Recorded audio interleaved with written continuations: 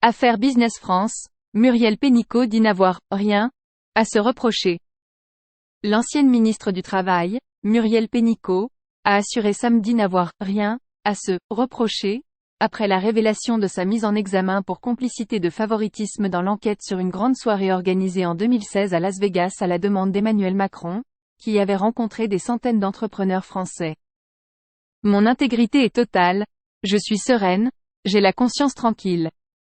Parce que je n'ai rien à me reprocher, tout simplement, a souligné l'ex-ministre, 2017 à 2020, dans un message transmis à l'AFP, après que le journal Le Monde a dévoilé sa mise en examen intervenue en octobre. Dans cette affaire dite « Business France », Muriel Pénicaud est mise en examen en tant qu'ancienne directrice générale de l'organisme public de promotion de l'économie française à l'étranger, dépendant de Bercy.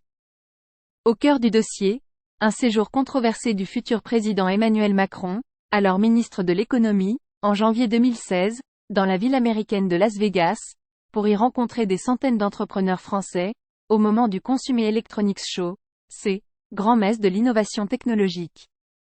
Pour monter cette opération d'un coût d'environ 300 000 €, en urgence et sous la pression du cabinet du ministre, Business France l'avait intégralement confié à l'agence Ava Paris, sans recourir à la mise en concurrence prévue par le Code des marchés publics pour de telles sommes.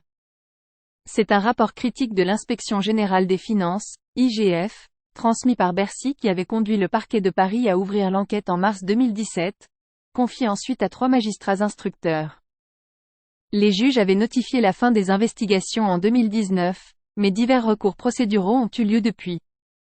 Depuis le début de cette affaire, j'ai été mise hors de cause par un rapport d'audit, l'Inspection générale des finances, 3 juges d'instruction, le procureur, la Cour d'appel de Paris, la Cour des comptes, affirme Muriel Pénicaud, qui avait été initialement placée sous le statut plus favorable de témoin assisté.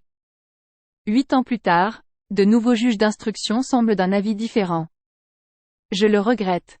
Nous allons retrousser nos manches et travailler à les convaincre qu'ils se trompent, a-t-elle ajouté.